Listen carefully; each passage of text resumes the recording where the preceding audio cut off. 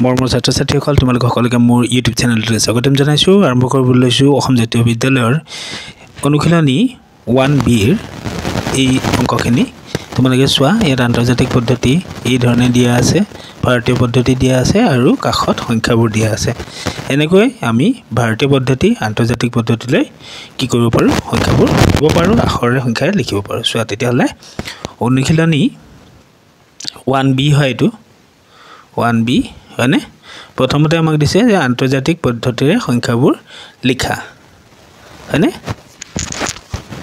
তেতিয়াহ'লে আমি প্ৰথমতে 1 নম্বৰ 4 নম্বৰ আৰু 7 নম্বৰটো কৰিম।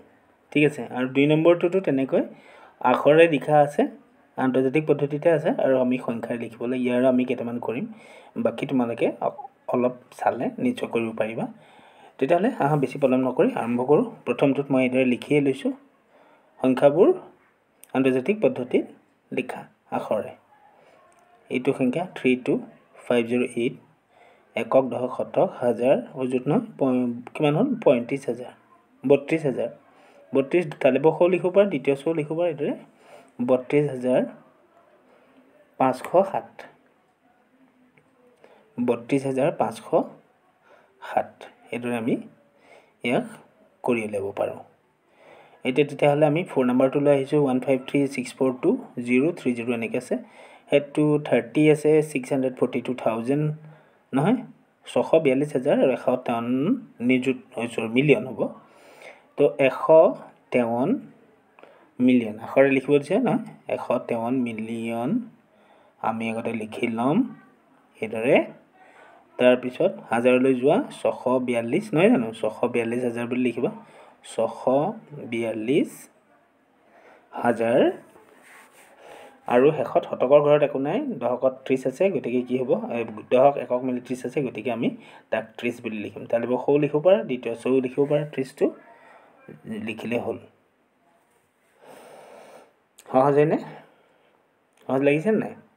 এনেকৈ চাবা। ভিডিঅ'টো আজি প্ৰথমবাৰৰ বাবে যদি চেনেলটো ভিজিট কৰিছা তেতিয়াহ'লে ছাবস্ক্ৰাইব কৰিবা, ভাল লাগিল লাইক দিবা আকৌ, আৰু বন্ধুবৰ্গৰ সৈতে শ্বেয়াৰ কৰিবলৈ নাপাহৰিবা। এই অংকটো চোৱা, একক, দশক, শতক, এইটো হাজাৰ ঘৰ, এইটো মিলিয়নৰ ঘৰ, মিলিয়নৰ ঘৰটোত 0 আছে আৰু বিলিয়নৰ ঘৰত আছে 19, গতিকে আমি লিখিম 19 মানে 19 নহয় জানো, 19 বিলিয়ন।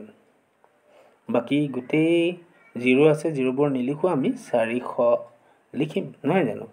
এতিয়া 19 বিলিয়ন হ'ল আৰু এইবোৰত একো নাই, চোৱা ইয়াত 400 আছে, গতিকে আমি কি লিখিম, 400 বুলি লিখিম, 400। ঠিক আছে, নেক্সটটো চোৱা। নেক্সটটো আছে কিহেৰে, আন্তৰ্জাতিক পদ্ধতি আখৰে লিখিব দিছে, অংকৰে লিখিব দিছে, আখৰে লিখাই আছে নহয় জানো। তো আমি প্ৰথমতে শেষৰ সংখ্যাটো এককৰ ঘৰত কিমান আছে, 720 আছে, 720 লিখি লৈছোঁ, আৰু 98,000 আছে, আৰু 30 মিলিয়ন আছে, 30 মিলিয়ন হয়নে? ৰ'বা ইয়াতে গণ্ডগোল হ'ল নহয়, 298 আছিলে, 298,000 সেইটোৰে চাবা দেই, এইটো চাই ল'বা। 30 মিলিয়ন 298,732, এইটোত আছে কিমান, 218 মিলিয়ন 32,318, 318 আগত লিখি লোৱা, 32,000 লিখি 0 এটা দিব লাগিব, তিনিটা ঘৰ যিহেতু, আৰু মিলিয়নত তিনিওটা সংখ্যা আছে সুন্দৰকৈ, এইদৰে লিখি দিলেই হ'ল। ইজি নহয়নে? এতিয়া চোৱা, এককৰ ঘৰত 300 আছে, মিলিয়নত হাজাৰৰ ঘৰত একো নাই, মিলিয়ন আছে নহয়, মিলিয়নত 10 মিলিয়ন, 10 লিখি এইফালে 0 এটা লিখি দিয়া, তিনিটা ঘৰ আছে নহয় সেইকাৰণে, আৰু ইয়াতে হ'ব 47 বিলিয়ন, কমা দি দিয়া, এইদৰে লিখিলে হৈ যাব। ইমান টান নহয়, তোমালোকে আগতেও পাইছা চাগে। এতিয়া আন্তৰ্জাতিক পদ্ধতি শব্দৰে লিখিব দিছে, 349435, প্ৰথমতে কমা দি ল'বা, সমান চিন এটা দি পেলাই লিখি ল'লে ভাল, এনেকৈ লিখি ল'লা। তাৰপিছত তুমি হাজাৰত কমা দিলা, হাজাৰ, মিলিয়ন, বিলিয়ন এনেকৈ কমা দি লিখি দিলে হ'ল। 349,000 হয়নে, 349,000 হয়নে, আৰু 435, ইয়াত বেলেগ নাই, 349,000 লিখিলোঁ, আৰু বাকী শতকৰ ঘৰত 4 আছে 3 5 আছে 435 হ'ল ঠিক আছে 435 ঠিক আছে তেতিয়াহ'লে নেক্সটটো আখৰে লিখিব লাগিব এতিয়া এই সংখ্যাটো আছে কমা দি লোৱা 1632534 হয়নে 819 কমা দিলা 523 কমা দিলা 16 মিলিয়ন হ'ল 16 মিলিয়ন 32,000 নহয় 325,000 16 মিলিয়ন ঠিক আছে 325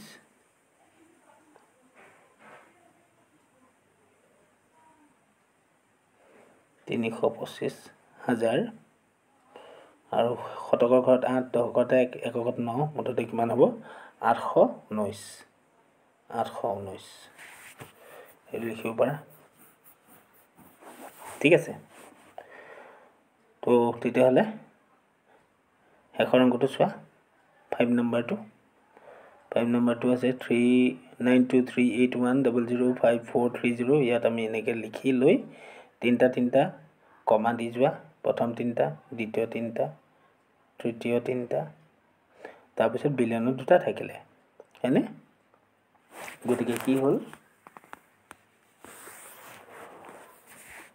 চোৱা 92 বিলিয়ন আমি এইটো সংখ্যাৰে লিখি এইখিনি আখৰেৰে লিখিব পাৰোঁ কিতাপত যেহেতু দিছে তেনেকৈ বাকী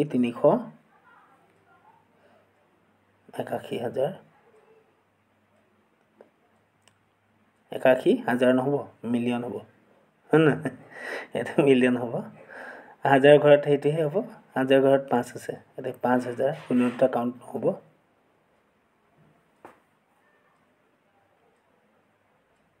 5000 আৰু 30 তো এইদৰে ভেৰি ইজিলি আমি কি কৰিব পাৰোঁ এইখিনি অংক 1b কৰিব পাৰোঁ বাকী যিখিনি আছে নিশ্চয় পাৰিবা তোমালোকে একো টান নাই সহজে কৰিব পাৰিবা গতিকে আজি আৰু বেছি দীঘল নকৰোঁ ইয়াৰ পৰৱৰ্তী ভিডিঅ'ত তোমালোকক পুনৰ লগ পোৱাৰ প্ৰতিশ্ৰুতিৰে আজিলৈ নমস্কাৰ